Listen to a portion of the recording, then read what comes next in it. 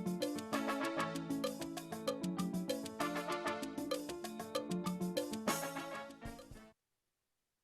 right, it's a pleasure to know you're still there with us on Kakake, the African Voice. It's time to continue our conversation. We're still talking insecurity, but this time we'll be looking at the implications of insecurity on the economy, on agriculture, on food security, and all of that. And to discuss this, we have joining us in the studio, Odelim Enwebara, who is an economist. We'll be looking at the impact of insecurity on the economy at the moment. Thank you for joining us. Thank you. Thank you for having me. Good to have you again. Thank you so much. For the first time of meeting this very, very handsome young man. Please be bringing people as handsome as him. Thank you so much. Thanks for joining us. The key economic indicators are not favorable at all and encouraging in the country. Odelim, what's going on? What's really happening? What's the missing link? Where are we not getting it right, in fixing and, of course, reflecting the Nigerian economy? Let me tell you this. Any country at war, either with another nation or with itself, must never be talking about economy growing. So what are you trying to talk about? Are you trying to say Nigerian economy is supposed to be growing? It shouldn't be growing. We all know that. And you see, the problem is that we deceive ourselves. We cannot have a growing economy in such chaotic situation. Insecurity caused by injustice perpetuated through the constitution, through the governance, and through religion and ethnicity. How can such an economy grow? Economy grows because people who have entrepreneurial mind, who have corporate mind, come to help put economy on its growth and create jobs and make money. And the people move around with their goods and services because they're free to do that. And the system protects all who participate in the economy. So you think Nigeria is really at war with itself? Do I need to tell you that? How you will know that is move from here to Lagos. Just drive yourself. Do you think you can just, as you are now, enter your car and start driving to Kaduna? Can you do that? Let me ask you that question. Can you drive right now, enter your car and start driving to Kaduna? Will you do it? No, I'm asking the question. Now you want an investor, to move my goods and services from here to Kaduna. And along the line, I get a telephone call that the driver has been kidnapped. The car, we don't even know where, the truck, we don't even know where it is. And tomorrow I repeat it. You see, investors are not emotional. Be it local, be it foreign. They are not emotional. First and foremost, they protect lives and property. They protect life. Second, they protect property, their investment. I've asked the question here the other time. If you, madam, I tell you now, madam, I'll give you $100 trillion, but I want to kill you. Which one will you accept? Will you accept the $100 trillion and I kill you? Investors have to invest in a conducive environment and in a fair environment, because they know if the environment is not fair, there must always be chaos.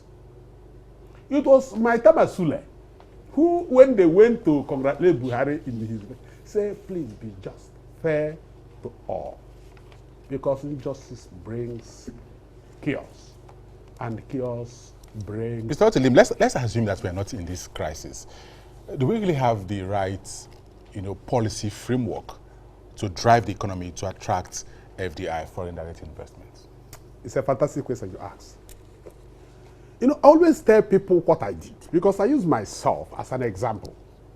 I've studied economies after economies from the 15th century, when Britain started this, in 1778, when King Henry started industrialization.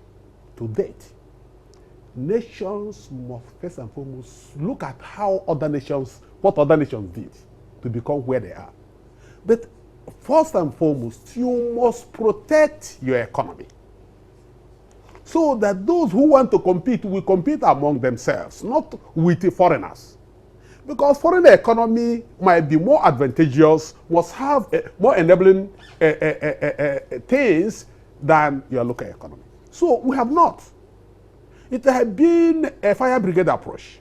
And let me tell you what makes me angry about Nigeria economy. Nigeria economy, those who run Nigeria economy are politicians who come on the basis of political inclination. And when they are there, they do not throw away or put aside their political baggage. They carry it. Let me ask you this question. I'm not saying an economist must run an economy, because in 1934, when Roosevelt became the president of America in the middle of Great Depression, he did not hire economists. He hired people who have practical knowledge to deal as monetary policy and fiscal policy. Now, but you cannot bring someone who does not even have any experience to run your fiscal policy. Emefiele is doing good, but he learned on the job. But you see, fiscal policy you can learn on the job. The lady on our fiscal policy is actually not supposed to be there. I'm telling you the truth. If she's supposed to be there, let her hire the best minds to work with her. But fiscal policy is the business of an economy. And you cannot bring a lady because she's a friend of the political. No, you are running the economy for 200 million people. And you cannot do that. That is the basis of where our economy is today. Our fiscal policy is in a mess. Go on. That was before insecurity issues started. So that means we're having double tragedy now with insecurity situation and then economic policy you're talking about not able to grow the economy. Let's go back to the FDI you talked about. Just recently, we saw some global brands that we expected should at least come to Nigeria, the giant of Africa, that has the one of the biggest markets in the continent, to come and site their headquarters. We talked about Twitter, we talked about Google and all of that. And then they are moving to Ghana. They're moving to other African countries that we think, shouldn't be really. Do you think there's something Nigeria can do to reverse that trend? This is a very beautiful question. The problem I have with you guys, but it's not your fault. You don't have enough time for me. I love to talk.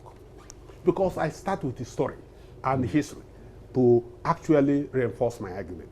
So that you will not have basis to say, Odelim is, by the way, my name is now Bezel Odelim.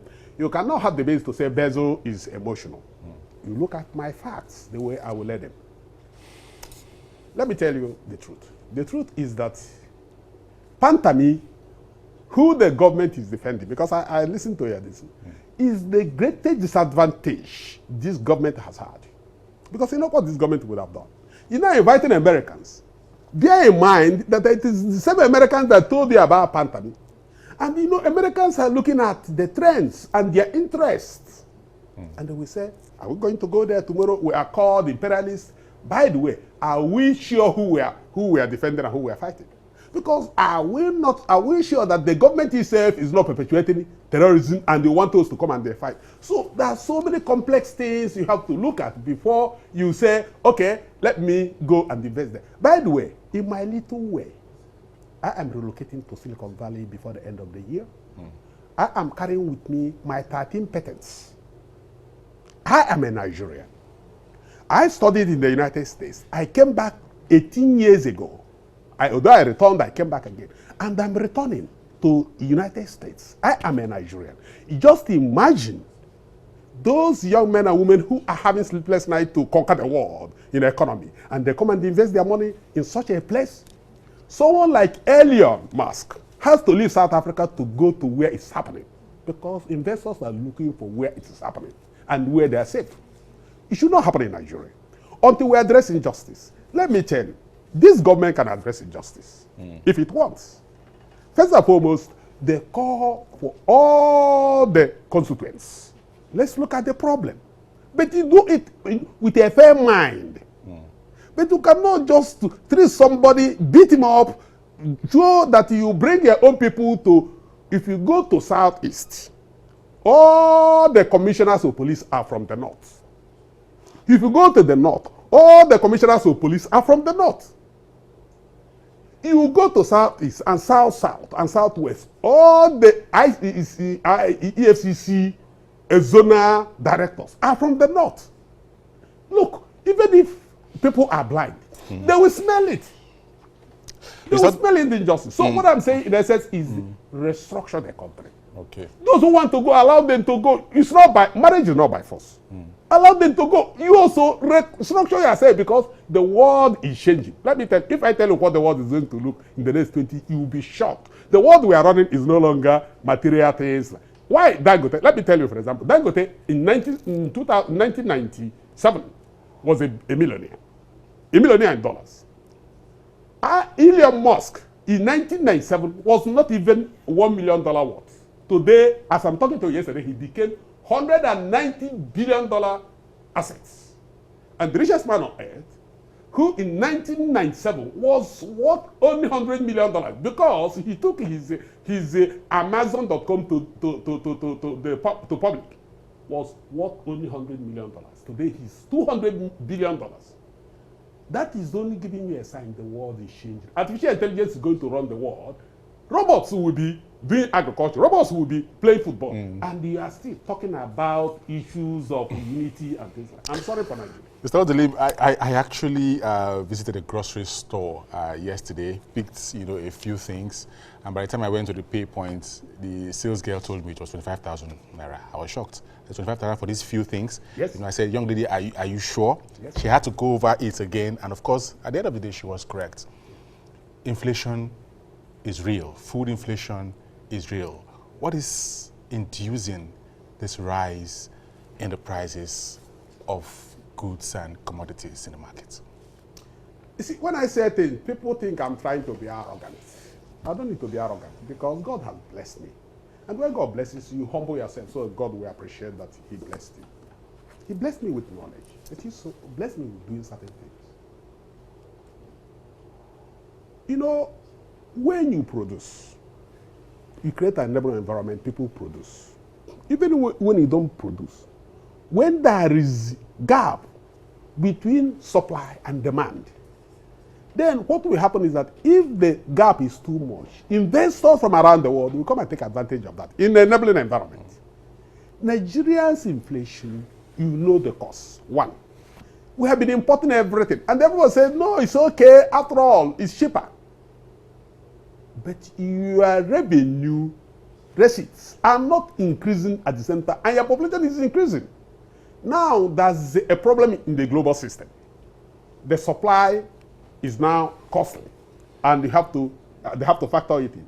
Two, your fundamental source of livelihood, which is agriculture, have been distorted. Farmers have run away. Even those who move goods from one point to another can no longer do that because they have to be first alive in order to make the money. So it's understandable why prices are going up. But as I said, we can, look, most countries have gone through what we have gone through.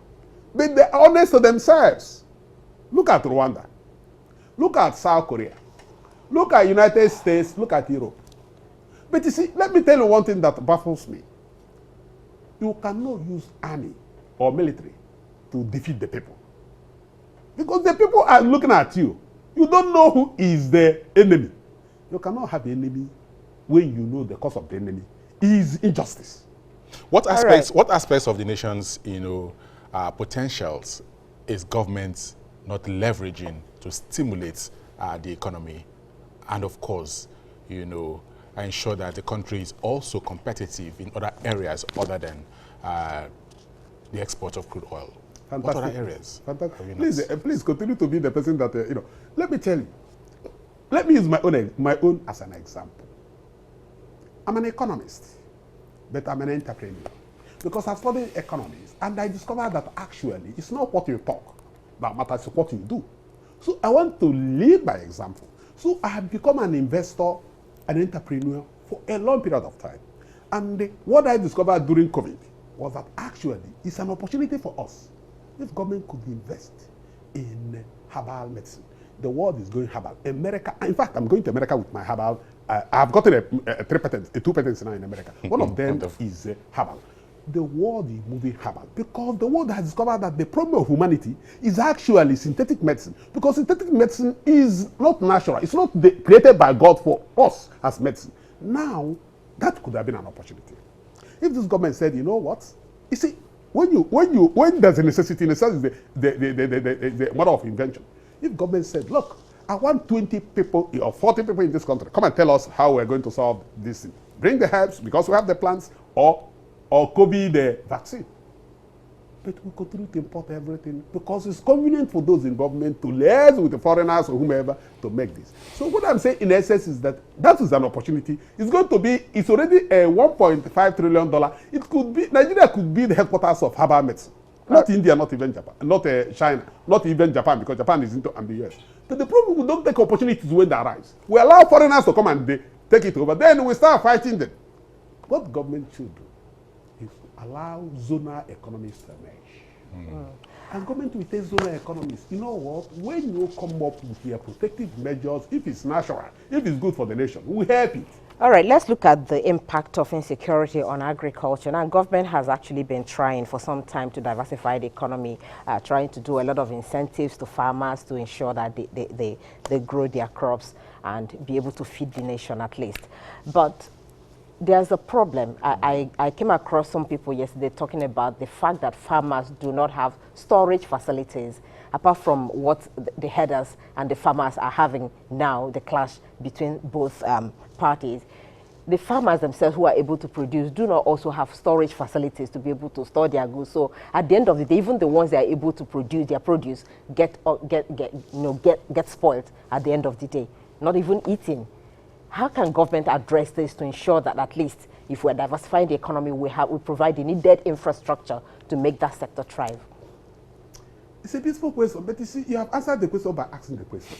Look, nations make policies based on what is on the ground and pursue those policies. One of the things that I told the article when I was designing the economic blueprint was, you see, you can produce 1 billion tons of something, but that's not the problem. The problem is processing it to get to the consumer. If the gap between the farmer and the consumer is widened, it is a waste of the farmer's investment and the consumer. What government has done is to empower some people with a fertilizer. By the way, let's not, because if I tell you the content of a fertilizer, you will not even eat most of these things. Now, the processes have not been killed. You know, the downstream is lacking.